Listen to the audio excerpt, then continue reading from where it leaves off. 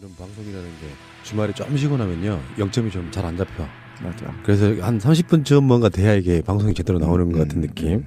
자, 공지 하나 먼저 하고 시작할게요. 야권의 후보들 있잖아요. 문재인, 이재명, 안희정, 김부겸, 심지어 안철수까지 뭐 손학규 지지해도 상관없습니다. 내가 당당하게 내 후보 지지하는 방송을 한번 해보고 싶다. 그런 분들이 있을 거 아니에요. 우리 후보를 찍어야 되는 이유. 그러니까 이게 이렇게 돼 있어. 이재명 지지자들이 팟캐스트를 만들면 다른 지지자들은 안 듣습니다. 그러니까 확장성이 없는 거야. 방송을 만들어 놓으면 문재인 지지자나 보통 중도에 있는 사람들이 다 와서 들어줄 거로 착각하지만 의미가 없다. 그러면 안철수를 아직도 야당으로 보고 지지를 한다든지 손학규를 어디 뭐 민주당의 어떤 그 합쳐야 될 세력으로 보고 지지한다 이런 사람들도 받아주실 건가요? 상관없어요. 그러니까 범새누리당만 빼고. 그러니까 새누리당 빼고 정권 교체를 위해서 내가 안철수 지지하고 싶은데 지지하는 이유가 있을 거 아니에요. 그런 거를 매주 한번 들어보고 싶다. 역시 우리 권 PD는 천재예요. 바로 천재. 굉장히 필요한 이 시기에. 아니, 이거 양날의 칼 같은데. 아니야. 굉장히 좋습니다. 이거는 굉장히 좋은 거예요. 대선 후보들을 직접 데려다 놓고 토론할 수는 없잖아요. 그렇죠. 그리고 사실 우리 방송은 일반인들이 끌어가는 컨셉인데 내가 왜 이재명 시장을, 문재인 후보를, 안희정 지사를 또 누구를 지지하는 이유를 좀 듣고 싶은데 자기들끼리 자위하고 있잖아요. 자기들 그렇죠. 팟캐스트에서는. 그래서 우리가 한번 그 토론을 잠깐 만들어보고 싶어서. 이건 공개적으로 딸딸이를 쳐보자는 얘기죠. 그러니까. 그렇지. 이제 다 들어보고 왜 우리가 왜 100분 토론 같은 거 보면 새누리당 패널들 나와가지고 이야기할 때 속 터져버리잖아. 그렇지. 그런 식일 거야 아마. 그러면 이게 한 번에 붙나요? 그렇죠. 오 재밌겠다. 섞어 놓는다고? 섞어놓는다고. 섞어놓는다는 거구나. 아니 이 안에서 싸움 붙으면 어떡하려고 멱살 잡고. 그러니까 이거는 인신공방은 안 되고, 네, 팩트 중심 또는 공약 중심으로 그렇죠. 서로 어떤 게 더 공약이 낫다 이런 걸 이제 서로 주장하는 거죠. 제가 그 비슷한 컨셉 방송을 하고 있는데요. 막상 얼굴 마주 보면서 그런 소리 듣잖아요. 진짜 앞에 있어도 주먹이 날아갈 것 같아. 위험해 그거. 근데 인상 찌푸려지는 토론 하겠어요. 그게 아니고 정말 정당한 룰에 의해서 나는 이래서 문재인 지지한다, 이재명 지지한다, 뭐 안희정 지지한다, 뭐 안철수까지도 포함되고요. 하시고 싶으신 분들은요. 저희 공식 이메일이 있습니다. questionkorea@gmail.com으로 나는 문재인 팬덤을 대표해서 한번 내 이야기 하고 싶다. 이재명 대표해서, 안희정 대표해서 이거 공평하게 하려니까 이름 다 말하는 게 참 불편하네. 아니 근데 이것도 일종의 여론조사 되겠는데 지원자 숫자를 보면 이게 결국은 여론조사 되는 거잖아. 아니, 이게 굉장히 쉬운 건 아니에요. 쉬운 건 아니어서 상당히 정책적으로 준비된 사람들이 좀 많이 오셔야 될 거예요. 그러냐 어떤 A 후보 지지자는 굉장히 해박한 지식인데 B 후보자는 해박하지 않을 경우에 당할 수가 있어요. 그래서 공정하게요. 먼저 메일 주신 분 위주로 저는 컨택을 하려고 해요. 아니 왜냐하면 그분들이 콘텐츠를 내가 모르잖아요. 근데 예를 들면 A 후보가 있고 B 후보가 있는데 A 후보는 말을 되게 잘하는 사람이 나왔어. B 후보는 말을 못해. 그러면 마치 내가 무슨 음모론 같은 게 생길 수 있잖아요. B 후보를 죽이기 위해서 못하는 사람을 택했다. 이렇게 받아들일 수도 있으니까. 아니 그럼 이렇게 하면 됩니다. 5명씩 후보군의 지지자 5명씩을 받아서 그 5명을 커뮤니티를 만들어줘서 나갈 사람을 정하게 하면 더 공정합니다. 그렇게 해주십시오. 그렇게 해볼까요? 네. 이건 충분합니다. 시민 대리인단 비슷한 그렇죠. 걸로 해서 5명 중에 먼저 커뮤니티를 시켜보자 이거지. 아니 5명 중에 자기들끼리 결정을 해보는 거죠. 여러 가지 그 기술적인 문제가 있기 때문에 일단 알겠고 어찌 됐건 정치는 우리가 주인입니다. 우리들 이야기도 한번 들어봐야겠죠. 알겠습니다. 출발하겠습니다. 좀 의미 있는 뉴스들을 모아서 쭉 훑어보는 시간 갖겠습니다. 첫 번째 뉴스가 하나 있는데 노동연구원이 학술지 보고서에 낸 자료에 따르면요. 국민 소득 상위 1%가요. 국민 전체 소득의 14%를 차지하고 있고요. 이게 역대 최고래요. 그러니까 우리는 뭐 이제 상위 1%가 정확하게 얼마 정도의 소득을 차지하는지 몰랐었잖아요. 그렇죠. 상위 10%는 49%. 여기 이제 심각해지는 거야. 1%까지는 그렇다고 치더라도 상위 10%가 사실상 50%의 한국의 소득을 장악하고 있다. 이런 결과가 나왔네요. 저는 이 결과에 숨어져 있는 알파를 생각해야 된다고 먼저 생각합니다. 이게 뭐냐면 숨겨진 재산, 비자금, 불법적으로 조성된 차명의 재산이나 이런 것들은 공개적으로 드러나질 않으니까 그렇죠. 보태져 있지 않을 거 아니야. 오케이. 그러니까 사실상 이게 드러나 있는 건 어쩔 수 없는 명의 돼 있고 은행에 등록돼 있고 공개된 재산으로만 봤을 때 이 정도인 거고 사실 나머지 이 숨겨진 차명 금액에 의한 그 어떤 소득의 불균형과 재산 불균형 이보다 훨씬 심각한 상태로 인식해야 된다는 거지. 그 통계가 상위 10%가 대한민국의 유물적 재화의 80%를 차지하고 있다라는 게 이제 밝혀진 거고 오늘 소득액은 GDP하고 GNP의 겹친 부분 자국민의 국내에서 벌어들인 총소득 그 총소득의 추이를 계산해 봤더니 상위 10%가 이 소득액의 49% 정도를 차지하고 있더라 이런 겁니다. 이 소득액은 제가 볼 때는 통계액은 나오지 않았지만 1조 한 4천조 달러. 네, 그 정도가 1년간 총 벌어들인 금액에 대한 아마 추계일 가능성이 매우 높고요.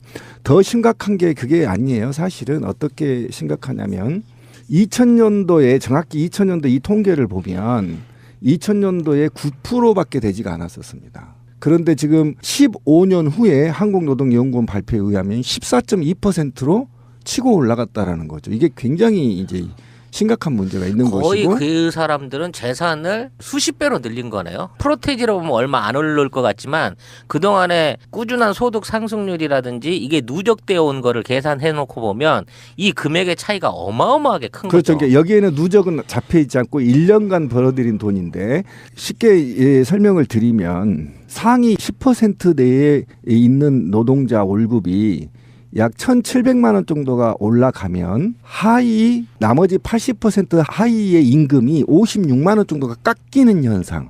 아 깎여요? 그렇죠. 올라간 게 네, 아니고 1,700만 원을 10% 이상 임금 노동자들이 많이 임금이 상승하면 오히려 나머지 80%가 56만 원이 삭감되는 효과가 벌어지는 건 무엇을 의미하냐면 이것이 바로 무한 경쟁 시대의 정점에 올라가 있다. 한국 사회가. 그래서 일본에 비해서 5% 이상이 지금 심각하고요. 아시아의 최악의 국가로 오명을 씻지 못하고 있는 겁니다. 지금 상태가. 그러니까 보니까 상위 1%의 소득 비중이 미국이나 영국 정도보다는 좀 낮은 편이고요. 오히려. 그다음에 일본, 프랑스, 스웨덴 등보다는 높은 수준. 완전 선진국이네 우리나라. 근데 이제 심각한 거는 상위 10%가 더 중요한데요. 미국이 50%고요. 그다음에 일본, 영국, 프랑스 등은 42, 39, 30 이런 식이에요. 그러니까 상위 10%의 소득 비중은 한국이 미국 다음으로 높은 나라다. 근데 요거는 아까 그 우리 송 작가가 이야기했던 숨겨져 있는 미국 같은 데는 사실 세금 같은 걸로 다 드러나는 정도에 그럼요. 가깝고. 유럽에서는 비자금을 숨긴다고 하는 게 불가능하지 법구조상. 그러니까 그런 걸 제외하더라도 한국의 상위 10%가 차지하는 비중이 50%잖아요. 그러니까 49%면. 본인들이 이 통계가 2015년 통계라고 한다면 2014년 통계까지 벌어들인 돈을 제외하고 딱 1년 동안만 노동자 임금으로 따진 거기 때문에 굉장히 더 심각한 거고 아까 제가 말씀드렸듯이 상위 10%가 유물적 자산의 80%를 소유하고 있다는 건 우리나라는 오래전부터 지금 밝혀진 거기 때문에 부의 분배가 굉장히 심각하다 이렇게 보시면 되고 외국하고 비교할 필요도 없습니다. 미국이 가장 높고요. 그다음에 한국 차례들인데 아시아에서는 최악의 나라로 지금 뽑혀 있는 거죠. 그러니까 정말 기본으로 돌아갔을 때 자본주의 국가가 빈익빈 부익부가 엄청 심해지고 거기에 대해서 반대작용으로 뭐 우리가 흔히 배웠던 수정 자본주의가 나오고 거기에 복지 개념이 등장하고 여러 가지 장치가 등장하지만 한국은 이제 임계점까지 왔다 이렇게 보는 게 맞을 것 같아요. 예, 맞습니다. 근데 아까 그 질문한 내용이 상당히 의미 있는 질문인데 권 PD가 어디까지 상위 10%냐 이게 연간 소득의 6,700만 원 이상을 의미하고 있는 거예요. 연간 소득액에. 그럼 얼마야? 한 550만 원 정도 벌면 되네? 그렇죠. 10% 세금 내려면? 이거는 제가 볼 때는 세금을 제외한 나머지 금액으로 알고 있거든요. 그러다 보니까 세금을 빼고 나서 수입률이기 때문에 6,700만 원 정도니까 8천 정도에서 7천만 원 정도를 벌어들여야 이 상위 10%들 근로소득을 얘기하는 겁니다. 이거 지금 자산 이런 거 말하는 거 아니에요. 헷갈리면 안 됩니다. 2015년에 소득 상위 1%가 연소득이 1억 2,670만 원이었어요. 상위 1%가. 예, 1%죠. 아까 말한 건 10%고. 10%까지고. 그러면 목표를 세워. 우리 송 작가님 목표를 세워. 상위 10%에 들어가고 싶다. 상위 10% 연봉 1억 원이면 아니 상위 그러니까. 그건 1%고요. 아까 그 5천 얼마가 그게 상위 10%에 상위 들어간다는 10% 거잖아요. 안에 들어가는 게 목표다. 근데 생각보다 적은데요. 그러게. 그럼 그 나머지 90%는 그보다 못 본다는 얘기잖아요. 90% 전부 다가. 그러니까 그거를 분포도를 봤더니 100만 원 미만이 238만 명으로서 12.9%고요.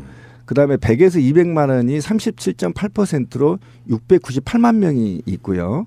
그다음에 24.3%층인 200에서 300만 원 미만이 449만 명이 있고요. 결국 그다음에 거기가 중산층이네 그렇죠. 우리나라. 300에서 400만 원 미만이 12.8%인데 237만 명이 있고요.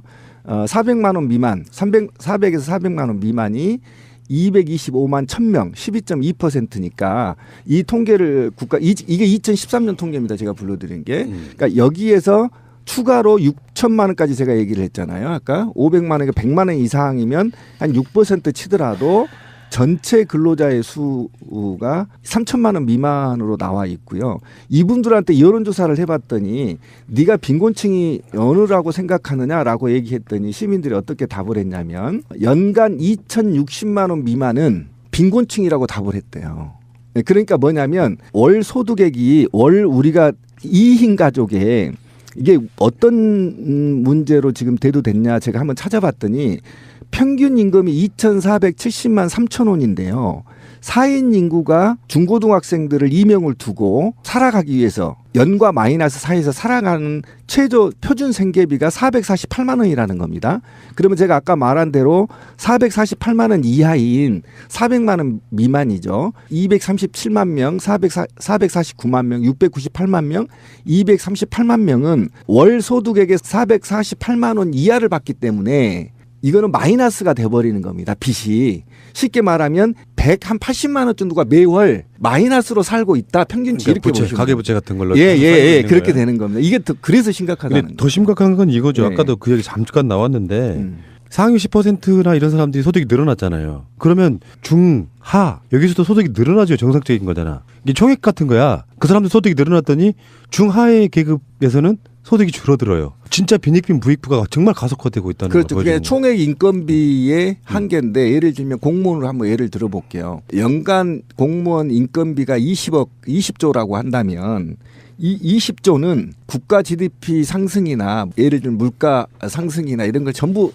고려하지 않고 무조건 니네는 20조만 갖고 100만 명이 나눠 먹어 이렇게 된단 말이에요.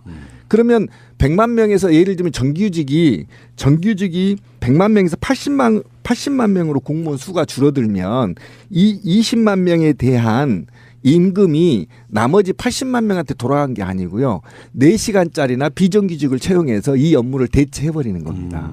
그러니까 20조는 늘지 않는 거죠. 계속. 그리고 아까 말한 대로 1억 이상 1% 연봉이 아까 말한 대로 1,760만 원이 늘어나면 나머지 80% 90% 차지한 임금 노동자들이 56만 원씩 걷어서 그 돈을 메꿔야 되는구나. 1% 이로 메꿔야 되는 이 사회적 구조가 심각하다는 겁니다. 하위 10%는 얼마나 벌까? 지금 여기 통계에 보면 하위 10%는요. 12.9%가 100만 원 미만이죠. 100만 원 미만이라는 거죠. 그렇죠. 하위 10%가. 네, 하위 10% 12.9%.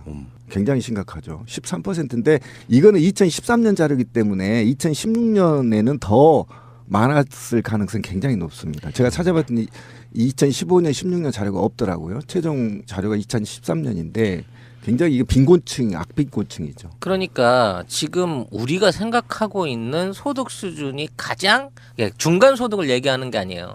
이 통계대로 간다고 치면 우리나라는 평균 임금이 이미 가구당 550만 원대에 와 있는 상황이거든. 근데 사실 개인적인 평균 임금으로 따져놓고 보면 대부분의 지금 임금 노동자들이 200만 원에서 300만 원 사이. 그러니까 최소 300만 원 이하의 우리나라 60%가 다 거기 들어가 있어 지금. 그러니까 정답이지. 위에 있는 사람들이 한 달에 수천만 원씩 벌어버리니까 그 평균치가 올라간 것뿐이지. 착시효 거잖아요. 그렇죠. 그러니까 어떤 부인이 내 남편은 얼마나 벌어보나 생각해보면 평균에 못 미친다고 생각하는 거잖아. 그러니까 아무튼 중요한 건 우리가 정상적인 현재 임금 체계나 그 사회적 기업적인 어떤 배려를 통해서 지금의 임금 격차를 줄일 방법이 없다는 거예요.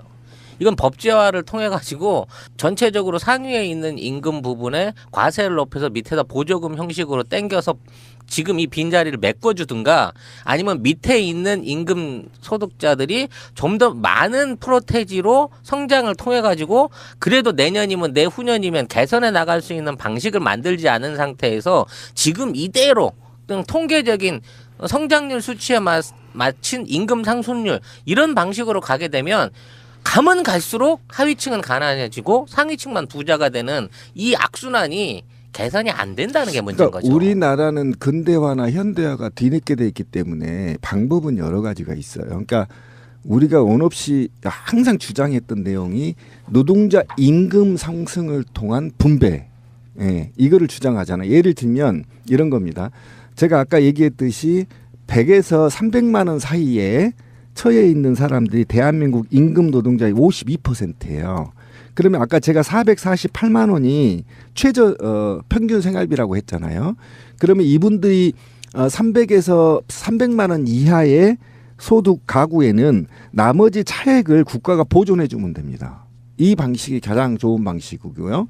이 방식 이외에도 비정규직이나 일본처럼 일본 왜 우리보다 이 빈부격차가 심하지 않냐면요. 비정규직 시급이 정규직 시급보다 높아요. 그거 좋다. 미국도 마찬가지입니다. 그러니까 정규직 시급보다 비정규직 시급이 높기 때문에 어느 정도 빈부격차가 좀 완화되는 겁니다. 그러니까 그런 방법이 굉장히 많아요. 그다음에 소득 대분배 같은 경우 그런 것이고, 그다음에 이 재원은 어디서 나왔냐면요. 바로 우리가 말했던 대기업들의 특혜를 주고 있는 소득세 같은 경우를 전부 다, 또는 법인세 같은 경우를 전부 환원시키면 됩니다. 일반 중소기업들은 33%를 내는데 특별법을 통해서 지금 대기업들은 법인세를 22% 정도밖에 내지를 않고 있지 않습니까? 이게 한 해에 30조가 더 넘습니다. 그러니까 요 30조 같은 경우를 재원을 확보해서 바로 이런 400만 원 미만의 근로자들한테 돌려주면 되는 거, 어떤 방식으로든. 그리고 무한 경쟁 체제에서 협업 체제로 바꾸면서 고소득의 임금을 상당히 재조정하거나 또는 저소득의 임금을 올려주고, 아까 제가 말한 총액 인건비 제도를 국가적 차원에서 범사회적 차원에서 폐지해야 됩니다.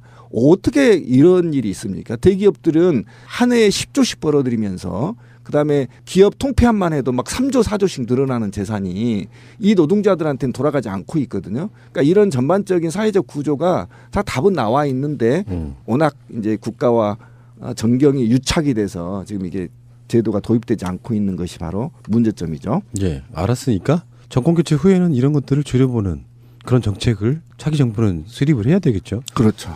이명박근혜 10년 동안 쌓인 어떤 적폐들 중에 하나도 될 수 있다, 이렇게 생각이 들고, 재미있는 이야기 잠깐 짧게 한번 해보겠습니다. 사드 때문에 이수만과 양현석이 피해를 봤다. 실제로 한류의 진원지라고 할 수 있는 중국 시장도 다른 나라들 다 합친 것보다 훨씬 더 큰 그런 기반으로 지금 한류 시장을 호령했던 SM의 이수만 회장이 주식 가치가요 1년 전에 1,862억 원어치였대요. 현재는 824억. 그리고 양현석 YG 대표는 770억 원이나 줄어가지고 현재 958억 정도 된다고 해요. 네, 배용준이도 마이너스 173억 떨어졌네요. 한성호도 273억, 함현지도 285억, 박진영이 우리가 잘 아는 14억, 얼마 안 줄었네요. 뭐 등등 쭉 장동건 씨도 올라와 있고 신동엽이도 올라와 있네요, 그죠? 지금 이게 왜 주는 거냐면요. 사실 이 회사들이 중국 안에서 벌어들인 거는 걸그룹이나 보이그룹들의 이게 공연 수익이 많았어요. 공연 수익이나 행사가 많았다고. 근데 이번에 사드 관련돼서 이제 한한령이 내려오면서 10,000명 이상의 공연 자체를 전면 불허를 해버렸거든. 한국 가수들을 특히. 그래놓고 나니까 최소한 한 5만에서 한 10만 정도 모아갖고 콘서트를 해야 적정한 수지의 어떤 비용이 나온단 말이에요. 그러니까 지금 있는 상황에서 아예 그걸 못하게끔 돼버린 거거든. 그러니까 이걸 대만으로 빼고 일본으로 빼고 다른 데서 돌려서 억지로 막고는 있지만 가장 큰 중국 시장 안에서 지금에 있는 그 공연에 관련된 수입 자체를 못하게 돼버리면 이거는 어마어마한 타격을 입게 되는 거죠. 이쪽 입장에서는. 그리고 이게 단기간으로 그칠 줄 알았었는데 이렇게 장기화되고 고착화되는 것들을 봤을 때 이 회사가 반전할 수 있는 방향이 안 보인다는 거예요. 사드가 설사 극적으로 타결이 되고 뭐 이 한중 간의 교류가 가까워진다고 해도 지금 내려져 있는 한한령에 대한, 그러니까 한국 연예와 한류에 대한 중국의 규제가 풀어진다는 보장이 없어요. 그렇죠. 왜냐면 신뢰가 떨어져 있기 때문에. 아니 그거보다도 중국 입장에서는 그 대체제를 이미 찾았거든. 자체적으로 대체를 할 수 있는 자국 내 연예인들한 시스템을 일단 찾았고, 자, 한류가 옛날처럼 다시 올라가서 중국 그 어떤 기존에 있는 대중문화를 선도하는 꼴 자체를 보기 싫다라고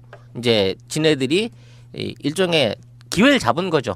언제 한번 노리고 있었는데 너 이번 기회에 잘 됐어 하고 아예 이제 뿌리를 뽑아버리게끔 만드는 단계에 들어갔다고 보시면 돼요. 근데 그것을 굉장히 중요하게 생각해야 됩니다. 단순히 사드 때문에 그랬다가 아니라 그렇지 않아도 사드가 없었어도 이것 저것들 아까 말한 것처럼 속담으로 말하면 울고 싶은데 이유가 없어서 못 울고 있다가 저쪽에서 뺨을 때려주니까 얼큰이 잘 됐다고 엉엉 울어버린 그런 그렇죠. 상황이죠. 저는 이거 말 참 잘했는데 저는 대한민국이 자유 경제 시장을 지향하는 국가잖아요. 이거는 국가의 정책 때문에 중소기업이나 대기업, 그다음에 영세 상인부터 보따리 상인까지 지금 이거 배용주의나 뭐 연예인들 말이야 이렇게 돈 많이 벌었으면 사회 환원 좀 했어야지. 이게 좀 깜짝 놀랐는데 600억 원씩 막 자산이 있는 일은 정말 라스베가스는 상상도 할 수 없는 일이에요. 이거 세금 다 걷어야 되거든요. 어쨌든 웃긴 말 좀 웃어줘, 씨발. 근데 이거를 코드가 안 맞아. 어쨌든 이거를 저는 이런 피해본 대중무역과 관련 피해본 전체에 그룹을 만들어서 국가 소송을 해야 된다고 맞습니다. 생각합니다. 예. 그거 이렇지 정확합니다. 않고는 버르장머리를 고칠 수가 없어요. 이런 걸 아무렇지도 지금 사실은 제가 열받는 게 뭐냐면 이명박 때 있잖아요. 747 공약으로 국민이 속았잖아요. 박근혜한테 경제민주화로 속았어요. 그런데 경제를 망쳤거든요. 두 정부 다.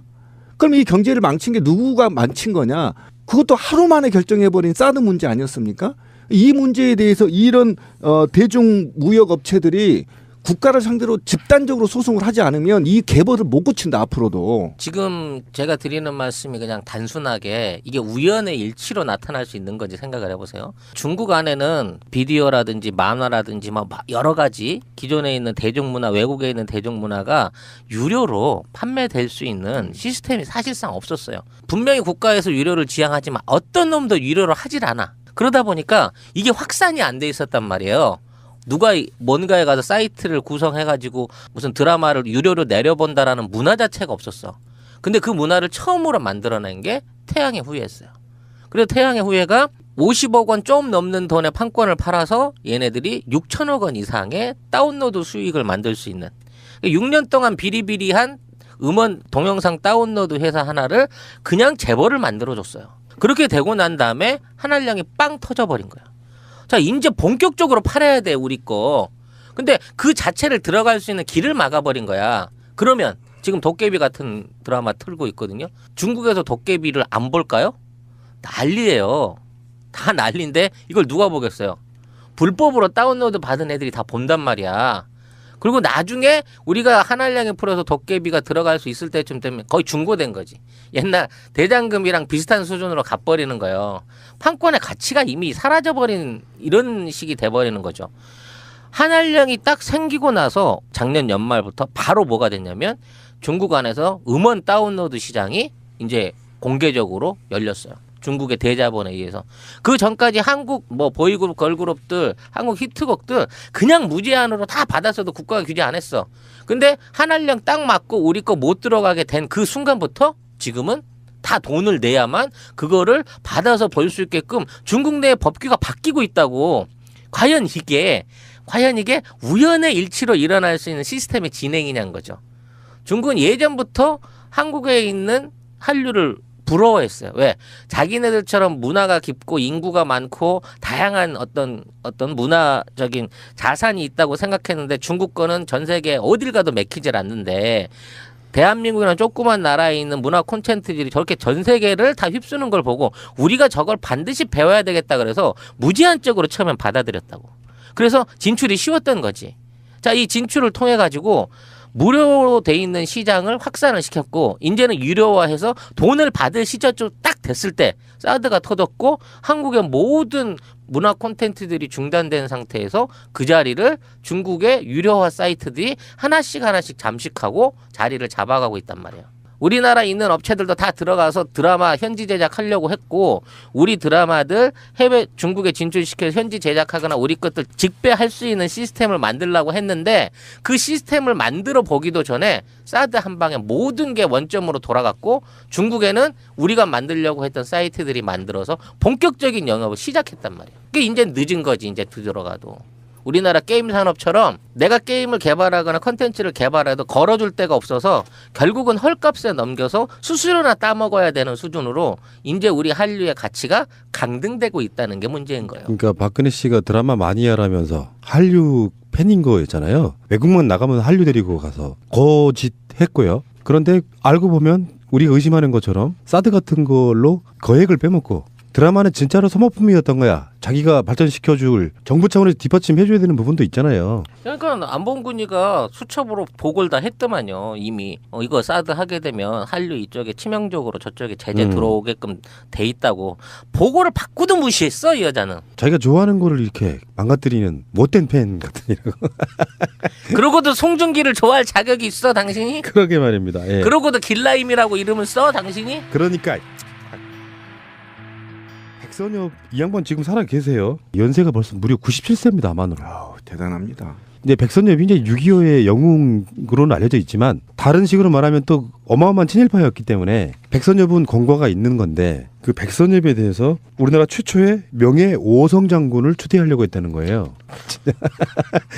그러니까 군대의 구조를 보면 지금 우리나라에 제가 군대에 있을 때랑 좀 달라진 게 있어서 정확히 모르겠지만 별 4개가 어디까지 가 있냐면은 일단 육군 참모총장, 해군 참모총장, 공군 참모총장 그리고 그 육군으로만 말하면은 1군 사령관, 2군 사령관, 3군 사령관 그리고 합창의장 뭐 이 정도가 별 4개짜리들이거든요. 그러니까 더 이상 계급이 없으니까 더 이상 못 만드는 거예요. 미국보다 하나가 낫죠. 네. 그런데 우리나라의 명예직이긴 하지만 명예 계급이긴 하지만 백선엽에게 5성 장군을 칭하려고 했다는 거야. 근데 거기에 이제 많은 논란이 있는 게 이 사람이 6.25 때 영웅으로 하려고 하면 우리가 항상 해왔던 그들의 루틴 같은 거잖아요. 친일 행적은 덮고 북한과 싸운 경력이 밖으로 이렇게 드러나지면 국민적인 영웅이 돼야 되는 뭐 그런 시스템 속에서 백선엽을 5성 명예장군으로 추대하려고 했다. 뭐 이런 이야기예요. 이 백선엽이 만주국의 간도 특설대를 운영했죠. 이 특설대가 뭐 하냐면 고문, 테러 이거 자행하는 부대였었어요. 게슈타포네.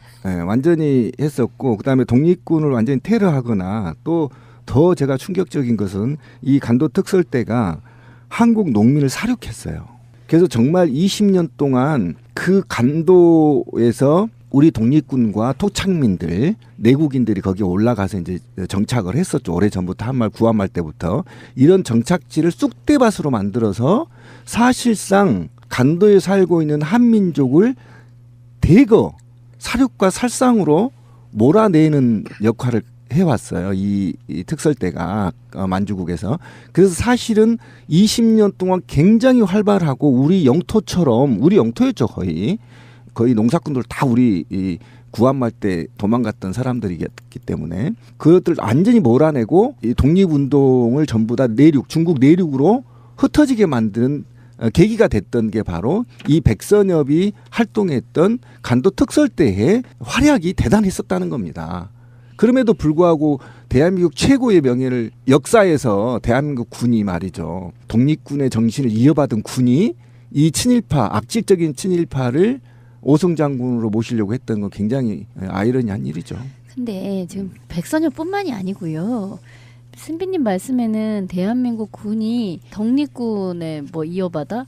실제로 그렇지 않아요. 맞아요. 그러니까 대한민국 군은 독립군을 이어받지 않았어요. 해방 이후에 6.25가 또 특히 터지면서 만들어진 이제 그런 것이지 자신들이 독립군의 후예로서 어떤 그 연속성 상의 정체성을 가지고 있지 않아요. 그러니까 사실 백선엽으로 대표되는 당시 그러니까 한국전쟁 당시에 남한에서의 군 장성 별자리들의 출신 성분이 백선엽뿐만이 아니라 거의 대부분의 그 군 장성들이 다 일본 군인이었거나 이렇게 만주국은 일제가 만주에 세운 괴뢰국이었던 것이죠. 그렇죠. 괴뢰국으로 15년 정도 유지가 되었다가 45년 일본 일제 패망과 더불어 거기도 같이 망한 이제 그런 나라인 건데 어쨌든 거기에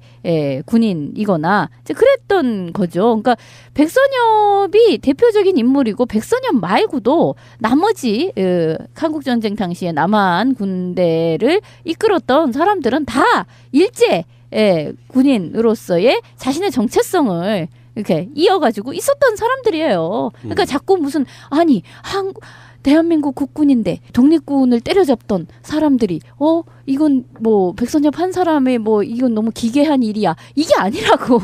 원래가 그랬다고. 근데 대한민국 어쨌든 군법에는 대한민국의 제국군과 일제 강점기 의병을 일으켰던 걸 원 뿌리로 갖고 있어요. 법률적으로는. 그러니까 이제 해방 이후에 이제 역대 국방부 장관 4, 7, 8, 9, 11, 12, 13, 18, 19, 20, 21, 23, 24대가 다 일본에서 사관학교를 나오거나 일본군으로 이제 했던 사람들이고요. 참모 의장들 찾아보면 1, 2, 3, 4, 5, 6, 8, 9, 10, 11, 12, 13, 14가 다 일본군 장교 출신입니다.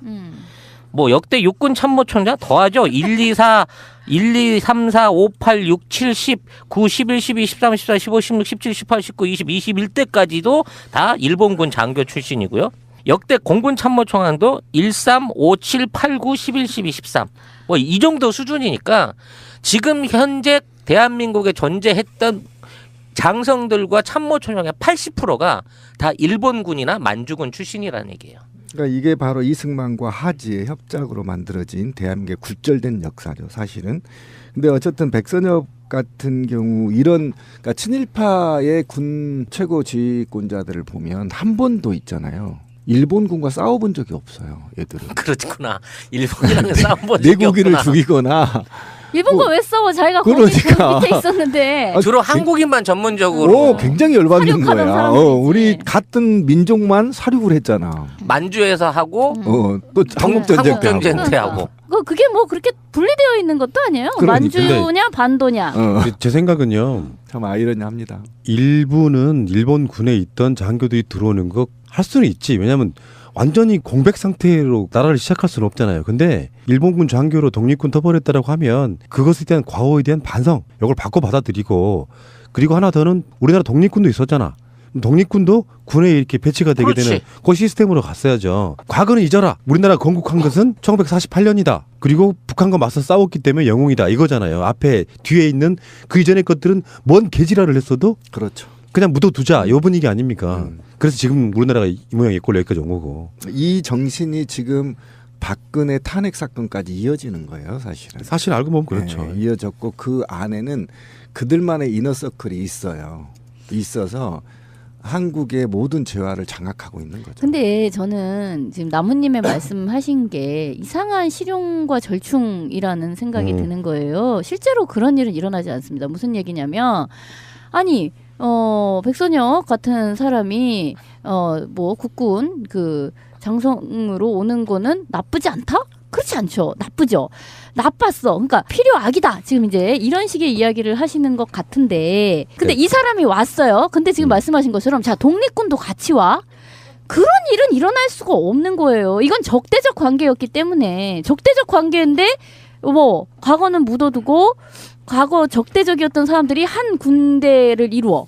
이건 일어날 수 없는 거예요. 아니 그러니까 그냥 편의적으로 지금 절충을 하느라 아니, 이렇게 얘기가 된 거지. 절충이 문제가 아니고 현실적인 이야기인데 과거에 대한 반성이 있고 그 사람들이 어떤 참여가 있는 상태에서 그렇게 안 한다 그러면요. 군대를 못 만들어요. 예를 들어서 이거 현실적인 건데 김대중 정권 때 민정당 출신들 데려다가 쓰는 거랑 좀 비슷한 거라고 생각해요. 막상 정권을 잡으려고 보니까 갖다 쓸 사람이 없으면 반성하고 회개한 사람도 갖다 써야죠. 어떻게 그러니까 이게 중요한 거는 현실적으로 그 백선엽도 지금까지도 독립군 터벌했던 거에 대한 사과가 없다고 하니까 그 지점이 저는 중요한 게 아닌가 싶은 생각이 드는 거고요. 이 얘기를 하려면 1945년 해방 즉시 8월 15일 이후의 얘기를 안 꺼낼 수가 없는데 이때 바로 이승만이 김구나 다른 독립운동가들보다 국내에 빨리 들어와서 독립군을 한국에 진입을 막아버렸다는 거죠. 그리고 국내에 남아있는 친일파와 독립군의 갈등이 어디에서 빚어졌냐면 여순 반란 사건부터 일어나서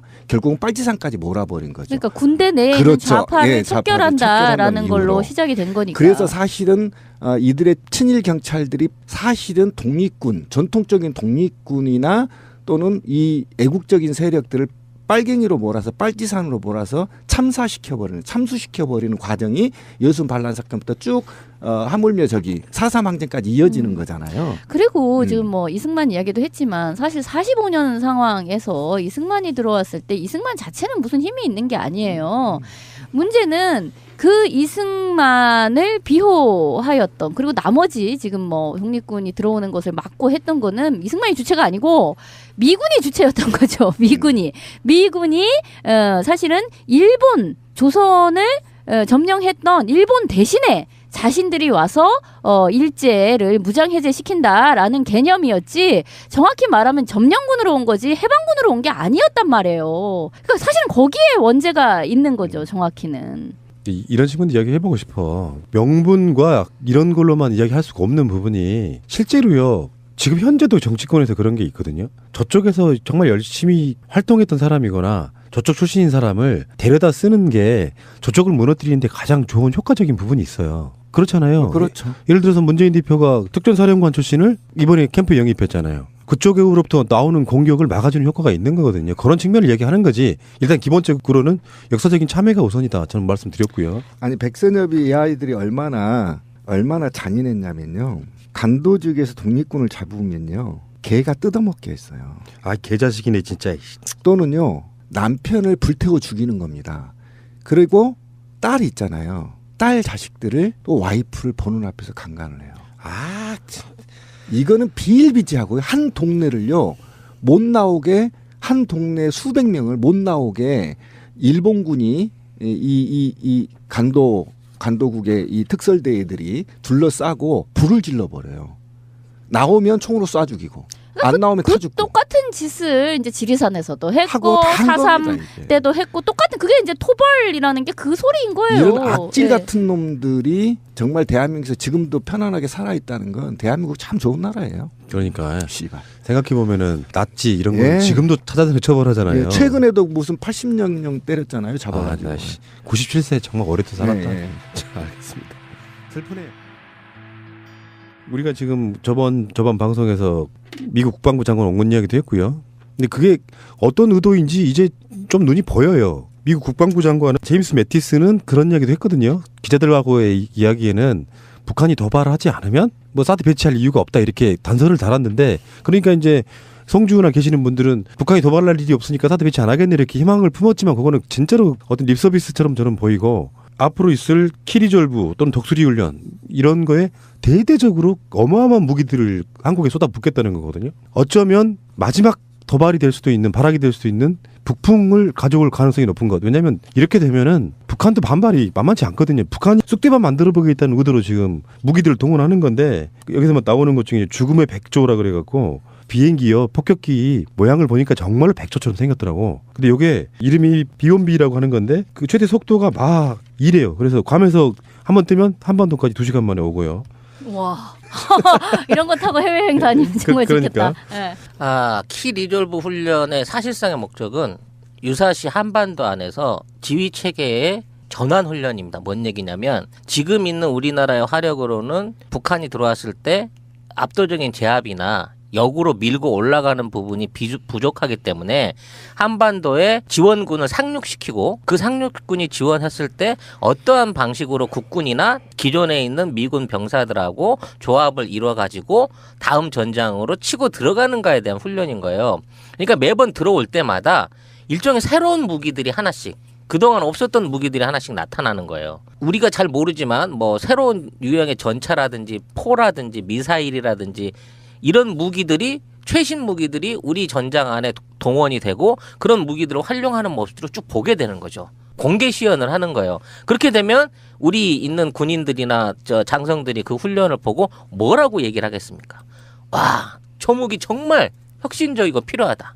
북한의 침공을 막아내기 위해서는 뭐 저런 게 필요하다. 일종의 쇼윈도 행사를 하는 게 키 리졸브 훈련이에요. 그래서 이 훈련을 통해 가지고 매년 실제적으로 훈련을 하면서 미군들이 교체가 됩니다.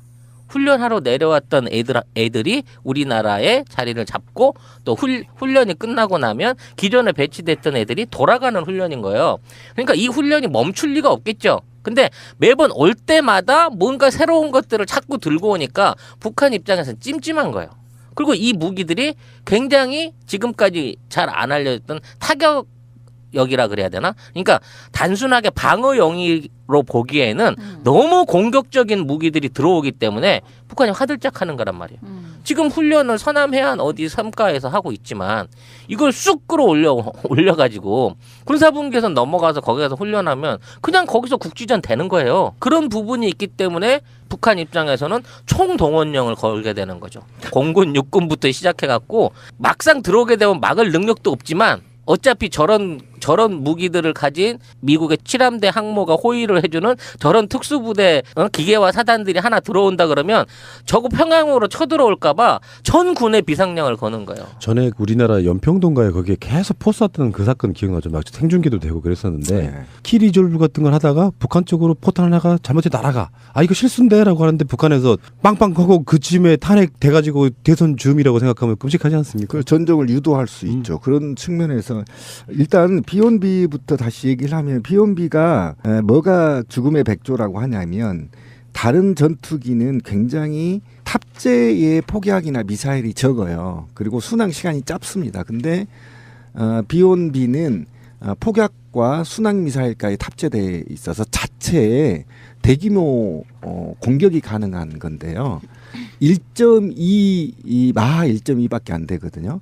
우리 얘기했지만 북한에서 쏘는 미사일은 마하 9.0까지 올라갑니다. 그러니까 이게 우리나라가 볼 때 막 방공의식을 일깨울 때 또는 아군의 군사력이 굉장히 막강하다고 생각하지만 지금 중국의 전투기나 북한의 전투기가 마하 4.9까지 날아가요. 우리가 지금 3.5, 35, B35인가요? 그 이번에 사들인 스텔스기가 마하 2에서 마차 3.0까지 날아갑니다. 그러니까 뭐냐면 제가 무슨 얘기를 하냐면 북한에서 보면 이거 B1B는요 위협적이지가 않아요. 우리가 볼 때 대단해 씨발 막 왜 그러냐면 애가 뜨면요 스텔스기가 옆에 수십 대가 같이 떠야 돼요. 그다음에 얘 혼자 못하니까 경보기에도 그 위에 떠 있어야 된단 말이에요. 그러니까 이런 엄청난 비행 사단들이 있음에도 불구하고 적어도 이 정도는 제가 볼 땐 겁난 게 아닌데요. 국내에서 봤을 때 굉장히 대단하다. 니네 북한에 겁먹어라 이렇게 계속 말장난하고 있는 것이지 실제로 북한에서는 겁먹지 않는다. 그리고 이 전투력은 우리가 팀 스피릿 훈련이 이제 없어지고 생기는 거 아닙니까? 이 두 개 훈련이. 그렇다고 친다면 이거는 중국한테 새로운 무기를 보여주기 위한 쇼에 불과하거든요. 굉장히 그래서 새로운 무기들을 굉장히 여기서 테스트하는데 그 테스트 비용을 6대4, 5대5 한국이 분담해야 되는 게 문제라는 겁니다. 그게 뭐 정확히 말하자면 이제 무기 전시장 그렇죠. 왜 그런 거죠. 왜 엑스포 같은 거를 하면 새로운 뭐 아이패드 막 이런 게 이렇게 쫙 나오잖아요. 그것처럼 전 세계에서 이제 미군 신형 뭐 무기 이런 거 이렇게 전시장이죠. 이걸 해 보이고 이걸 또 밀리터리 덕후라든지 아니면 그쪽 군사 관계자들은 또 이번에 나온 게 뭐가 있다.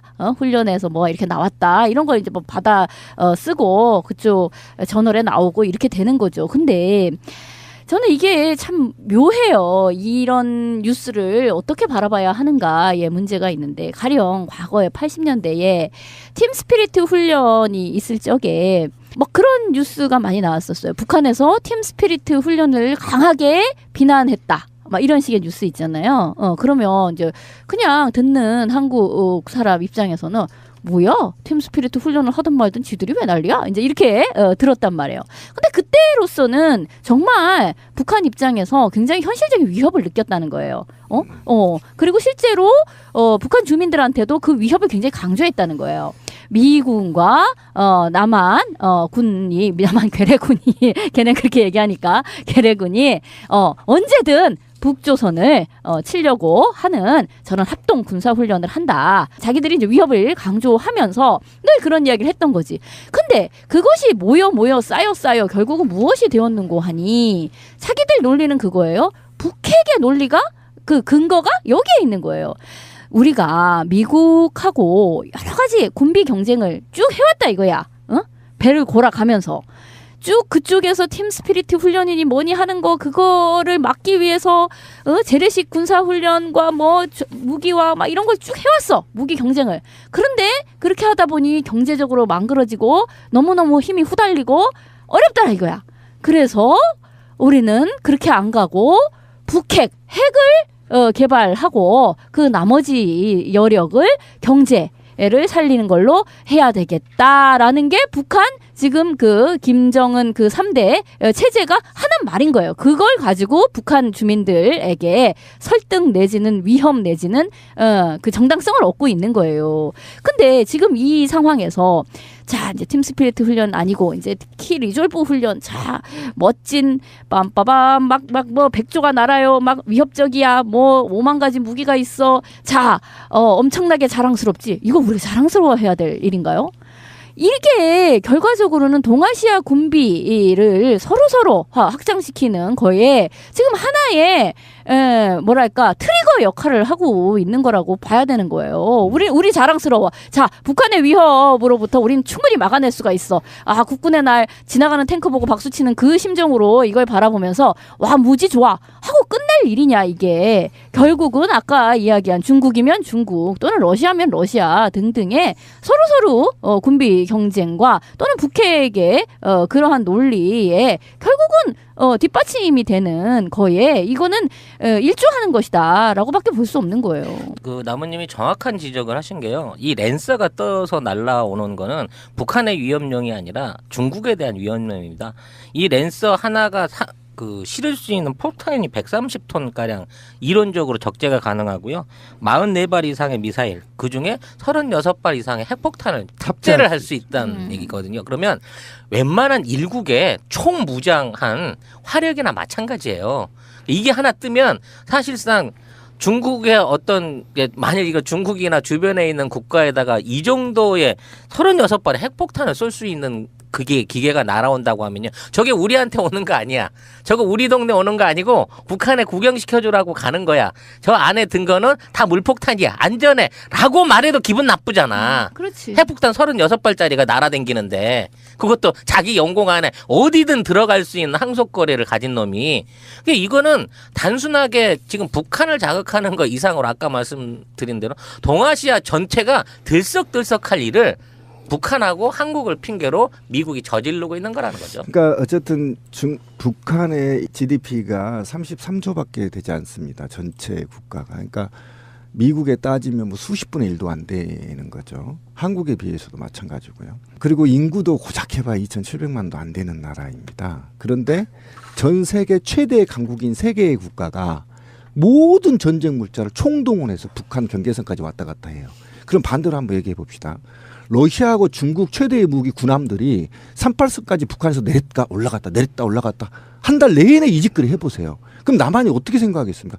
남한은 총비상령 떨어집니다. 언제 쳐들어올지 몰라서 온갖 군의 비상경계령은 물론이고 엄청나게 한국 국내에 전쟁 분위기가 고조될 거예요. 그런데 이렇게 엄청난 핵무기까지 막 공중에서까지 탑재해서 막 한국 상공에 오겠다는데 북한과 중국과 러시아는 가만히 있겠습니까? 온갖 군사의 모든 정보를 다 열어놓을 것입니다. 과연 이들이 훈련만 하고 돌아갈 것인지 아니면 전쟁을 야기시킬 행위를 할 것인지를 본단 말이에요. 근데 이 자체가 있잖아요. 사실 국제법 위반입니다. 분명히 말씀드리지만 깡패짓이에요. 지금 왜 이게 국제법을 얘기하냐면요. 국제 전문가들 하는 얘기가 뭐냐면 제3차 대전은 한반도가 아니면 일어나기 어렵다고 얘기합니다. 그만큼 한반도에 핵무기가 집중되어 있고요. 동북아시아에. 모든 전쟁 물자가 이쪽으로 집중되고 있는데 한일 군사보호협정에서도 국제사회가 우려했던 건 바로 한미일 군사공조체대가 제3차 대전으로 치닫는 게 아니냐라고까지 하고 있습니다. 그런 와중에 지금 이렇게 대규모 그것도 저는 정말 불쾌한 게 이건 내정 간섭이다. 적어도 지금 탄핵이 인용될 경우에 3, 4, 5에 선거가 있습니다. 대통령 한 나라에 적어도 경제대국 11번째인 국가의 나라의 대통령이 선거가 있는데 감히 건방지게 여기에 핵무기까지 탑재해서 비온비가 날라와서 위협을 한다고요? 이건 내정 간섭입니다. 분명히 말씀드리지만 안 됩니다. 군대적 생각이 나네요. 총알이 안 들어있는 빈총 있잖아요. 예. 그 빈총 갖고 개념 없이 장난치는 애들이 있어요. 빈총으로 쏘는 거. 기분 그 드물죠. 위협이죠. 재수 없다고 엄청 화를 정말 내거든요. 재수 없어요. 하물며 이제 북한 입장이라는 게 그런 게 아닌가 싶어요. 오바마는 말년에 투표에 영향을 끼칠 만한 어떤 짓도 하지 않았거든요. 정치적으로 보일 만한 이야기는 하나도 안 하고 그럼요. 그걸 지켜줬단 말이에요. 이건 좀 너무한다 싶은 생각이 들고요. 마지막 이야기 하나만 해볼게요. 이번에 법원에서 철도공사 등 공공기관 5곳의 성과연봉제를 효력 정지하는 결정을 내렸습니다. 굉장히 바람직한 그 결정이 나왔다고 보고요. 성과연봉제 도입 기관들 중에서 노조가 승소한 게 처음이래요. 예. 도입- 대한민국 역사상 최초입니다. 도입 늦춰도 공사 불이익이 없지만 가처분 기각되는 노동자의 불이익이 우려된다.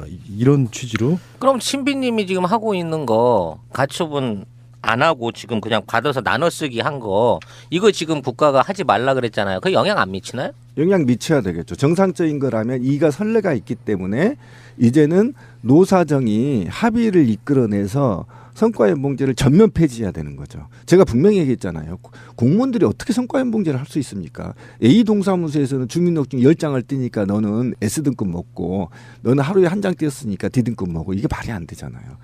아니면 내가 인감을 떼서 세일하러 다녀야 되나요? 집에 가서 인감 떼가세요. 인감 떼가서 일해야 되나요? S등급 받기 위해서?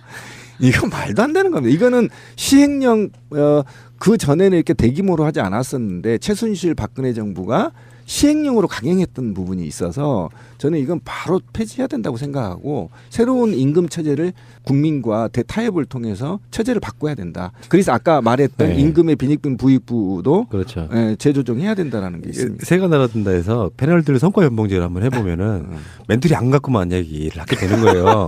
그러면 방송이 개판될 거야. 그렇지. 멘틀이 안. 그러니까 시간으로 정확히 재는 거야. 찌라시 22분. 야, 씨, 그럼 나는 임금이 반이하로 푹 줄겠는데? 아니 이제 싸움 나는 거지. 서로 말하려고 막 적극적으로 하는 거야 그렇게 되면? 근데 저 양반의 포지션이 뭐였냐면은 멘틀이 한은 적대 코아 유머나 코아 음모론 같은 걸 투척하는 게 자기 임무였어. 멘틀이 양으로는 한 10%밖에 안 되는데 그 임팩트는 한 90%쯤 되는 그걸 자기가 포지션이었단 말이에요. 성과연봉제를 어느 쪽에다 두느냐에 따라서 완전히 달라질 수 있다는 거. 그러니까 기준 아니죠 그게. 야, 어쩌면 이렇게 이해가 쏙쏙 정말 정확하게 잘 오냐? 정말 짧게 하나만 더요. 그러면 이거는 이제 뭐 길게 이야기하면 끝도 없겠지. 나는 그런 이야기 하나 해보고 싶었던 게 여러분들 지금 컴퓨터에 윈도우 7 있어요. 윈도우 10이 깔려 있어요. 저는 세븐이요. 저는 MS를 전혀 쓰지 않습니다. 그래요? 아니, 또 이게 세븐인가? 그런데 보통 전통적으로 윈도우를 많이 쓰셨던 분들이 윈도우 10으로 업그레이드를 했다가 낭패를 보고 있는 경우가 되게 많아요. 맞아요. 저도 그래요? 다시 빌었어요. 계속 업그레이드 돼갖고 막 무슨 작업하는 중에 업그레이드 시키고 난리를 치는 거야. 그리고 실제로 업그레이드 판이라고 해서 윈도우 7보다 좋은 게 하나도 없어. 뭐야 그럼?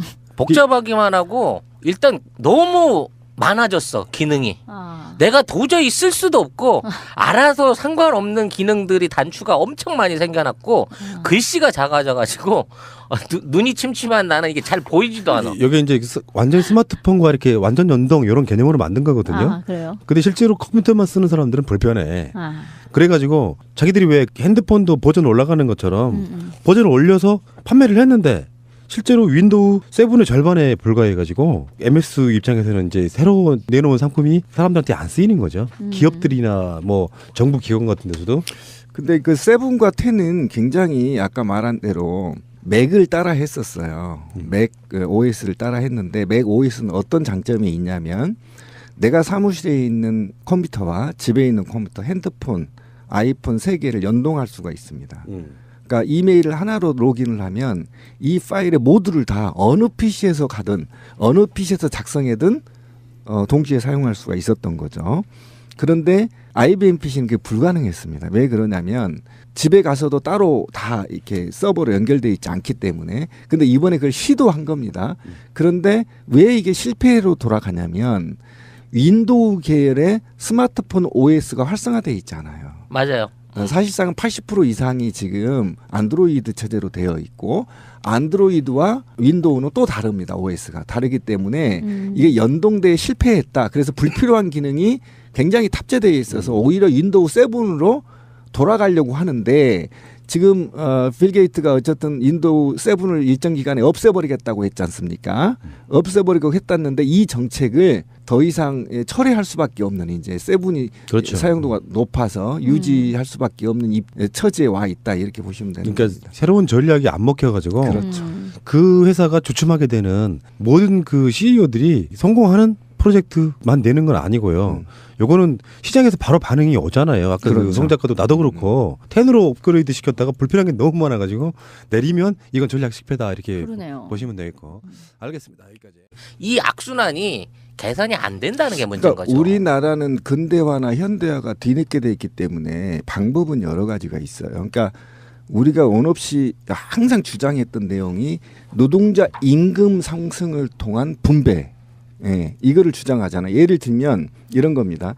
제가 아까 얘기했듯이 100에서 300만 원 사이에 처해 있는 사람들이 대한민국 임금 노동자의 52%예요. 그러면 아까 제가 448만 원이 최저 평균 생활비라고 했잖아요. 그러면 이분들이 300에서 300만 원 이하의 소득 가구에는 나머지 차액을 국가가 보존해 주면 됩니다. 이 방식이 가장 좋은 방식이고요. 이 방식 이외에도 비정규직이나 일본처럼 일본 왜 우리보다 이 빈부격차가 심하지 않냐면요. 비정규직 시급이 정규직 시급보다 높아요. 그거 좋다. 미국도 마찬가지입니다. 그러니까 정규직 시급보다 비정규직 시급이 높기 때문에 어느 정도 빈부 격차가 좀 완화되는 겁니다. 그러니까 그런 방법이 굉장히 많아요. 그다음에 소득 대분배 같은 경우 그런 것이고, 그다음에 이 재원은 어디서 나왔냐면요. 바로 우리가 말했던 대기업들의 특혜를 주고 있는 소득세 같은 경우를 전부 다, 또는 법인세 같은 경우를 전부 환원시키면 됩니다. 일반 중소기업들은 33%를 내는데 특별법을 통해서 지금 대기업들은 법인세를 22% 정도밖에 내지를 않고 있지 않습니까? 이게 한 해에 30조가 더 넘습니다. 그러니까 요 30조 같은 경우를 재원을 확보해서 바로 이런 400만 원 미만의 근로자들한테 돌려주면 되는 거, 어떤 방식으로든.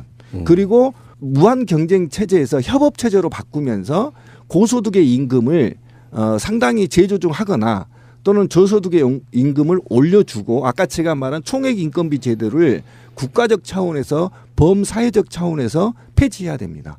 어떻게 이런 일이 있습니까? 대기업들은 한 해에 10조씩 벌어들이면서 그다음에 기업 통폐합만 해도 막 3조 4조씩 늘어나는 재산이 이 노동자들한테는 돌아가지 않고 있거든요. 그러니까 이런 전반적인 사회적 구조가 다 답은 나와 있는데 워낙 이제 국가와 정경이 유착이 돼서 지금 이게 제도가 도입되지 않고 있는 것이 바로 문제점이죠. 예, 알았으니까 정권 교체 후에는 이런 것들을 줄여보는 그런 정책을 차기 정부는 수립을 해야 되겠죠. 그렇죠.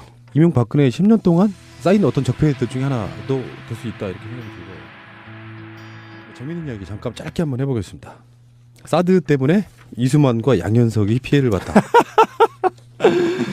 실제로 한류의 진원지라고 할 수 있는 중국 시장도 다른 나라들 다 합친 것보다 훨씬 더 큰 그런 기반으로 지금 한류 시장을 호령했던 SM의 이수만 회장이 주식 가치가요 1년 전에 1,862억 원어치였대요. 현재는 824억. 그리고 양현석 YG 대표는 770억 원이나 줄어가지고 현재 958억 정도 된다고 해요. 네, 배용준이도 마이너스 173억 떨어졌네요. 한성호도 273억, 함현지도 285억, 박진영이 우리가 잘 아는 14억, 얼마 안 줄었네요. 뭐 등등 쭉 장동건 씨도 올라와 있고 신동엽이도 올라와 있네요. 그죠? 지금 이게 왜 주는 거냐면요. 사실 이 회사들이 중국 안에서 벌어들인 거는 걸그룹이나 보이그룹들의 이게 공연 수익이 많았어요. 공연 수익이나 행사가 많았다고.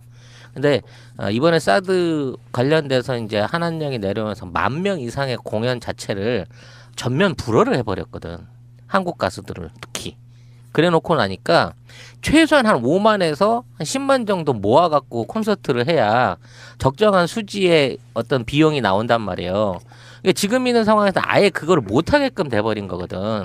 그러니까 이걸 대만으로 빼고 일본으로 빼고 다른 데서 돌려서 억지로 막고는 있지만 가장 큰 중국 시장 안에서 지금에 있는 그 공연에 관련된 수입 자체를 못하게 돼버리면 이거는 어마어마한 타격을 입게 되는 거죠. 이쪽 입장에서는. 그리고 이게 단기간으로 그칠 줄 알았었는데 이렇게 장기화되고 고착화되는 것들을 봤을 때 이 회사가 반전할 수 있는 방향이 안 보인다는 거예요. 사드가 설사 극적으로 타결이 되고 뭐 이 한중 간의 교류가 가까워진다고 해도 지금 내려져 있는 한한령에 대한, 그러니까 한국 연해와 한류에 대한 중국의 규제가 풀어진다는 보장이 없어요. 그렇죠. 왜냐면 신뢰가 떨어져 있기 때문에. 아니 그것보다도 중국 입장에서는 그 대체제를 이미 찾았거든. 자체적으로 대체를 할 수 있는 자국 내 연예인들한 시스템을 일단 24.3%층인 200에서 300만 원 미만이 449만 명이 있고요. 결국 그다음에 거기가 중산층이네 그렇죠. 우리나라. 300에서 400만 원 미만이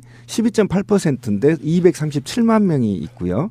400만 원 미만, 400에서 400만 원 미만이 225만 1000명, 12.2%니까 이 통계를 이게 2013년 통계입니다. 제가 불러드린 게. 그러니까 여기에서 추가로 6천만 원까지 제가 얘기를 했잖아요. 아까 500만 원에서 100만 원 이상이면 한 6% 치더라도 전체 근로자의 수가 3천만 원 미만으로 나와 있고요. 이분들한테 여론조사를 해봤더니 네가 빈곤층이 어느라고 생각하느냐라고 얘기했더니 시민들이 어떻게 답을 했냐면 연간 2,060만 원 미만은 빈곤층이라고 답을 했대요. 그러니까 뭐냐면 월 소득액이 월 우리가 2인 가족에 이게 어떤 문제로 지금 대두됐냐 제가 한번 찾아봤더니 평균 임금이 2,470만 3천 원인데요. 4인 인구가 중고등학생들을 2명을 두고 살아가기 위해서 연과 마이너스 사이에서 살아가는 최저 표준 생계비가 448만 원이라는 겁니다. 그러면 제가 아까 말한 대로 448만 원 이하인 400만 원 미만이죠. 237만 명, 449만 명, 698만 명, 238만 명은 월 소득액의 448만 원 이하를 받기 때문에 이거는 마이너스가 돼버리는 겁니다. 빚이. 쉽게 말하면 180만 원 정도가 매월 마이너스로 살고 있다. 평균치 그러니까 이렇게 부채, 보시면 가계부채 같은 걸로 예, 그렇게 되는 겁니다. 이게 그래서 심각하다는 근데 더 심각한 건 이거죠. 네. 아까도 그 얘기 잠깐 나왔는데 상위 10%나 이런 사람들이 소득이 늘어났잖아요. 그러면 중, 하 여기서도 소득이 늘어나죠. 정상적인 거잖아. 이게 총액 같은 거야. 그 사람들 소득이 늘어났더니 중하의 계급에서는 소득이 줄어들어요. 진짜 빈익빈 부익부가 정말 가속화되고 있다는 그렇죠. 걸 그게 보여주는 총액 인건비의 한계인데 예를 들면 공무원으로 한번 예를 들어볼게요. 연간 공무원 인건비가 20조라고 한다면 이 20조는 국가 GDP 상승이나 예를 들면 물가 상승이나 이런 걸 전부 고려하지 않고 무조건 얘네는 20조만 갖고 100만 명이 나눠 먹어 이렇게 된단 말이에요. 그러면 100만 명에서 예를 들면 정규직이 100만 명에서 80만 명으로 공무원 수가 줄어들면 이 20만 명에 대한 임금이 나머지 80만 명한테 돌아간 게 아니고요. 4시간짜리나 비정규직을 채용해서 이 업무를 대체해버리는 겁니다. 그러니까 20조는 늘지 않는 거죠. 계속. 그리고 아까 말한 대로 1억 이상 1% 연봉이 아까 말한 대로 1,760만 원이 늘어나면 나머지 80% 90% 차지한 임금 노동자들이 56만 원씩 걷어서 그 돈을 메꿔야 되는구나. 1% 2로 메꿔야 되는 이 사회적 구조가 심각하다는 겁니다. 하위 10%는 얼마나 벌까? 지금 여기 통계에 보면 하위 10%는요. 12.9%가 100만 원 미만이죠. 100만 원 미만이라는 거죠. 그렇죠. 하위 10%가. 네, 하위 10% 12.9%. 굉장히 심각하죠. 13%인데 이거는 2013년 자료이기 때문에 2016년에는 더 많았을 가능성이 굉장히 높습니다. 제가 찾아봤더니 2015년, 16년 자료가 없더라고요. 최종 자료가 2013년인데 굉장히 이게 빈곤층, 악빈곤층이죠. 그러니까 지금 우리가 생각하고 있는 소득 수준이 가장 중간 소득을 얘기하는 게 아니에요. 이 통계대로 간다고 치면 우리나라는 평균 임금이 이미 가구당 550만 원대에 와 있는 상황이거든. 근데 사실 개인적인 평균 임금으로 따져놓고 보면 대부분의 지금 임금 노동자들이 200만 원에서 300만 원 사이. 그러니까 최소 300만 원 이하의 우리나라 60%가 다 거기 들어가 있어 지금. 그러니까 정답이지. 위에 있는 사람들이 한 달에 수천만 원씩 벌어버리니까 그 평균치가 올라간 것뿐이지 착시효 거잖아요. 그렇죠. 그러니까 어떤 부인이 내 남편이 얼마나 벌어보나 생각해보면 평균에 못 미친다고 생각하는 거잖아. 그러니까 아무튼 중요한 건 우리가 정상적인 현재 임금 체계나 그 사회적 기업적인 어떤 배려를 통해서 지금의 임금 격차를 줄일 방법이 없다는 거예요.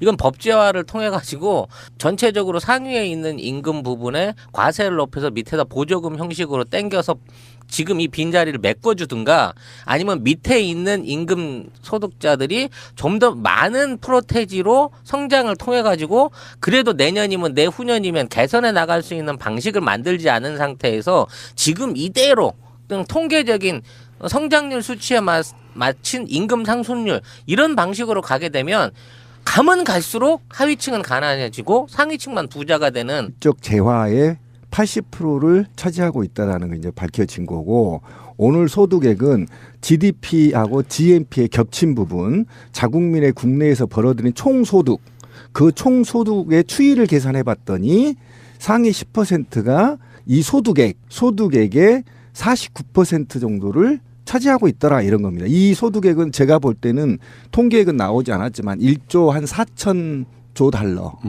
네, 그 정도가 1년간 총 벌어들인 금액에 대한 아마 추계일 가능성이 매우 높고요. 더 심각한 게 그게 아니에요. 사실은 어떻게 심각하냐면 2000년도에 정확히 2000년도 이 통계를 보면 2000년도에 9%밖에 되지가 않았었습니다. 그런데 지금 15년 후에 한국노동연구원 발표에 의하면 14.2%로 치고 올라갔다라는 거죠. 이게 굉장히 이제 심각한 문제가 있는 거의 것이고 그 사람들은 재산을 수십 배로 늘린 거네요. 프로테지로 보면 얼마 안 오를 것 같지만 그동안에 꾸준한 소득 상승률이라든지 이게 누적되어 온 거를 계산해 놓고 보면 이 금액의 차이가 어마어마하게 큰 그렇죠. 거죠. 그러니까 여기에는 누적은 잡혀 있지 않고 1년간 벌어들인 돈인데 쉽게 설명을 드리면 상위 10% 내에 있는 노동자 월급이 약 1,700만 원 정도가 올라가면 하위 나머지 80% 하위의 임금이 56만 원 정도가 깎이는 현상.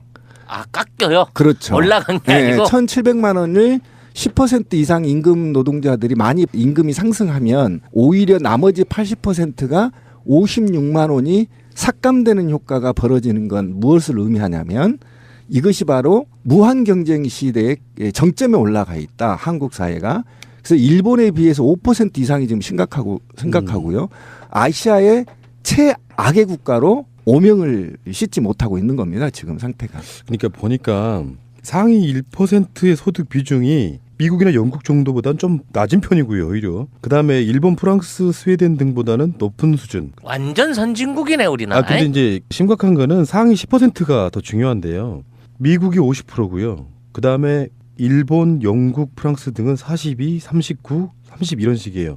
그러니까 상위 10%의 소득 비중은 한국이 미국 다음으로 높은 나라다. 근데 요거는 아까 그 우리 송 작가가 이야기했던 숨겨져 있는 미국 같은 데는 사실 세금 같은 걸로 다 드러나는 정부에 그럼요. 가깝고 유럽에서는 비자금을 숨긴다고 하는 게 불가능하지 법구조상. 그러니까 그런 걸 제외하더라도 한국의 상위 10%가 차지하는 비중이 50%잖아요. 그러니까 49%면 본인들이 이 통계가 2015년 통계라고 한다면 2014년 통계까지 벌어들인 돈을 제외하고 딱 1년 동안만 노동자 임금으로 따진 거기 때문에 굉장히 더 심각한 거고 아까 제가 말씀드렸듯이 상위 10%가 유물적 자산의 80%를 소유하고 있다는 건 우리나라는 오래전부터 지금 밝혀진 거기 때문에 부의 분배가 굉장히 심각하다 이렇게 보시면 되고 외국하고 비교할 필요도 없습니다. 미국이 가장 높고요. 그다음에 이제 한국 차례들인데 아시아에서는 최악의 나라로 지금 뽑혀 있는 거죠. 그러니까 정말 기본으로 돌아갔을 때 자본주의 국가가 빈익빈 부익부가 엄청 심해지고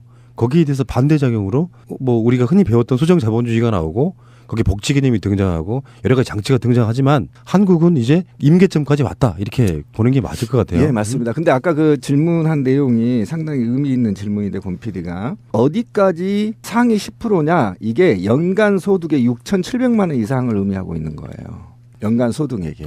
그럼 얼마야? 한 550만 원 정도 벌면 되네? 그렇죠. 10% 세금 되려면? 이거는 제가 볼 때는 세금을 제외한 나머지 금액으로 알고 있거든요.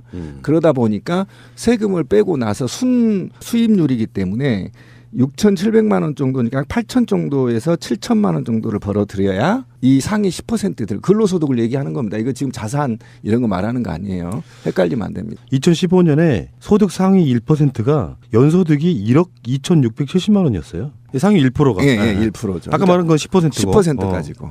그러면 목표를 세워. 우리 송 작가님 목표를 세워. 상위 10%에 들어가고 싶다. 상위 10%. 연봉 1억 원이면 아니 상위 그러니까 그건 1%고요. 아까 그 5천 얼마가 그게 상위 10%에 들어간다는 상위 10% 거잖아요. 안에 들어가는 게 목표다. 근데 생각보다 적은데요. 그러게. 그럼 그 나머지 90%는 그보다 못 본다는 얘기잖아요. 90% 전부 다가. 그러니까 그거를 분포도를 봤더니 100만 원 미만이 238만 명으로서 12.9%고요. 그다음에 100에서 200만 원이 37.8%로 698만 명이 있고요. 그다음에 하자고 자, 한류가 옛날처럼 다시 올라가서 중국 그 어떤 기존에 있는 대중문화를 선도하는 꼴 자체를 보기 싫다라고 이제 지네들이 일종의 기회를 잡은 거죠. 언제 한번 노리고 있었는데 너 이번 기회에 잘 됐어 하고 아예 이제 뿌리를 뽑아버리게끔 만드는 단계에 들어갔다고 보시면 돼요. 근데 그것을 굉장히 중요하게 생각해야 됩니다. 단순히 사드 때문에 그랬다가 아니라 그렇지 않아도 사드가 없었어도 이것 저것들 아까 말한 것처럼 속담으로 말하면 울고 싶은데 이유가 없어서 못 울고 있다가 저쪽에서 뺨을 때려주니까 얼큰 잘 됐다고 엉엉 울어버린 그런 그렇죠. 상황이죠. 저는 이거 말 참 잘했는데 저는 대한민국이 자유 경제 시장을 지향하는 국가잖아요.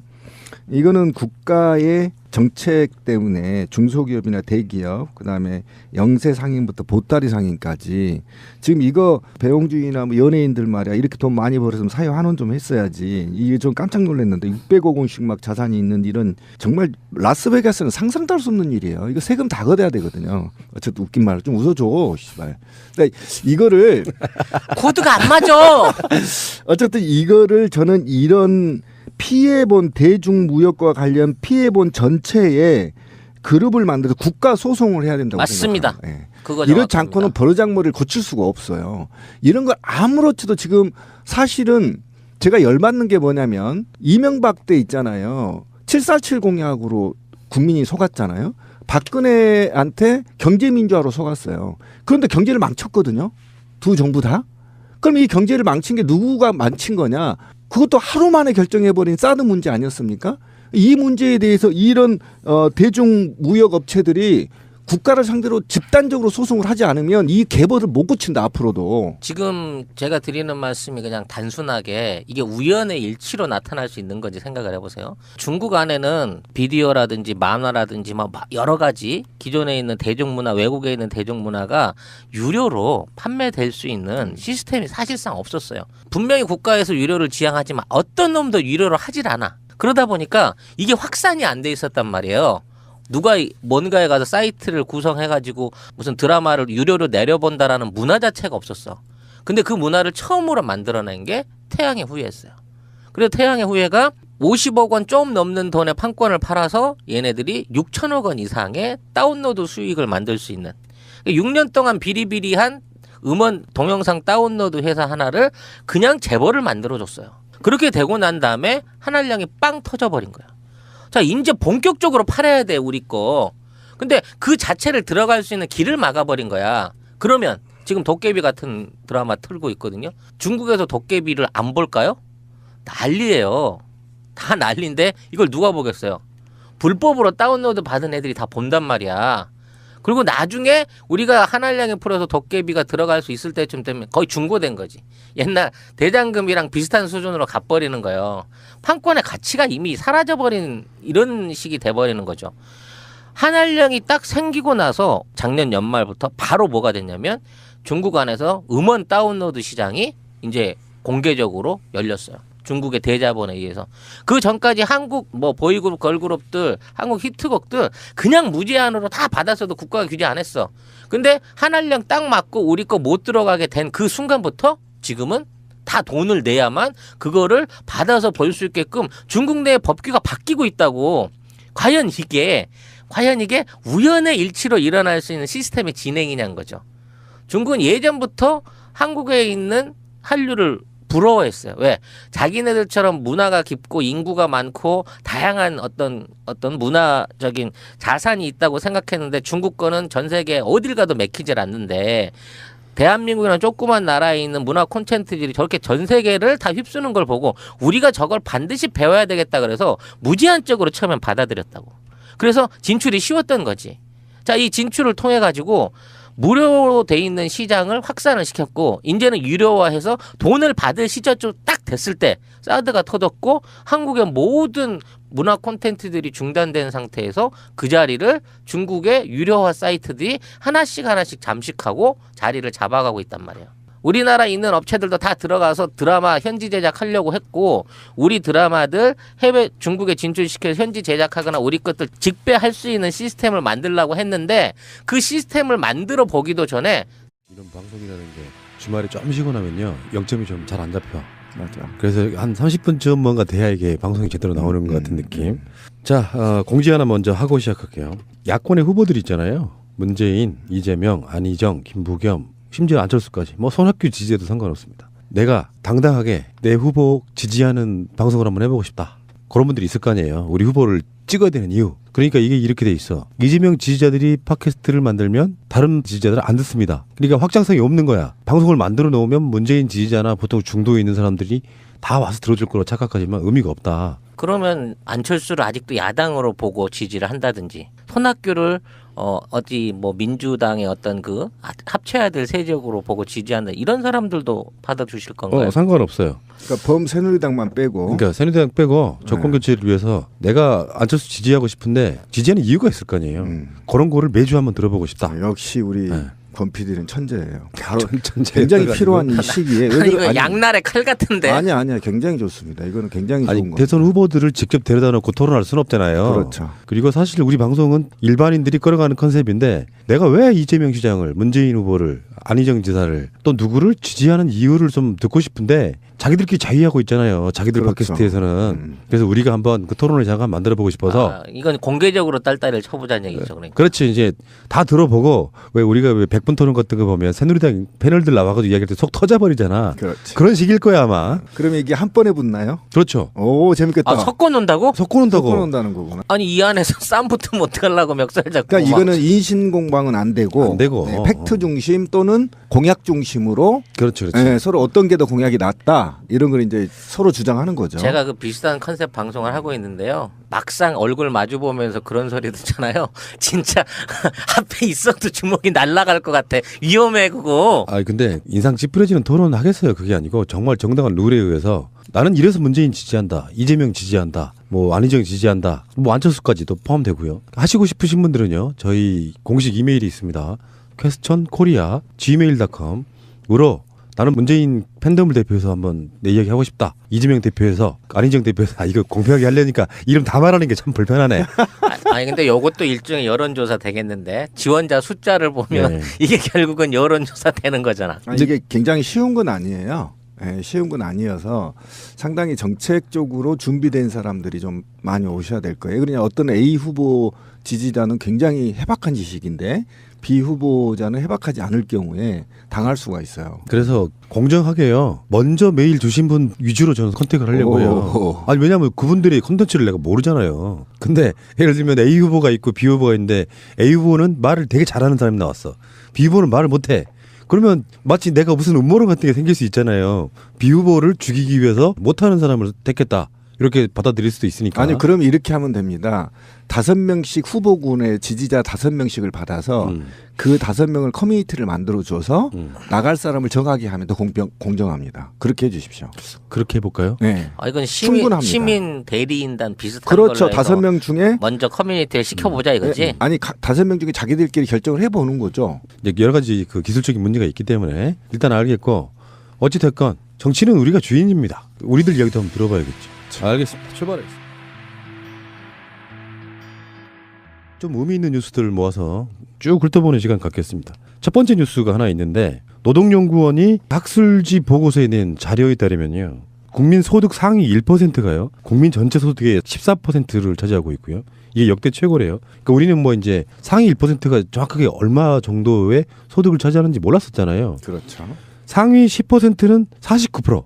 여기 이제 심각해지는 거야. 1%까지는 그렇다고 치더라도 상위 10%가 사실상 50%의 한국의 소득을 장악하고 있다. 이런 결과가 나왔네요. 저는 이 결과에 숨어져 있는 알파를 생각해야 된다고 먼저 생각을 합니다. 이게 뭐냐면 숨겨진 재산, 비자금, 불법적으로 조성된 차명의 재산이나 이런 것들은 공개적으로 드러나질 않으니까 그렇죠. 보태져 있지 않을 거 아니야. 오케이. 그러니까 사실상 이게 드러나 있는 건 어쩔 수 없는 명의 돼 있고 은행에 등록돼 있고 공개된 재산으로만 봤을 때 이 정도인 거고 사실 나머지 이 숨겨진 차명 금액에 의한 그 어떤 소득의 불균형과 재산 불균형 이보다 훨씬 심각한 상태로 그러니까 인식해야 된다는 거지. 그 통계가 상위 10%가 대한민국의 유물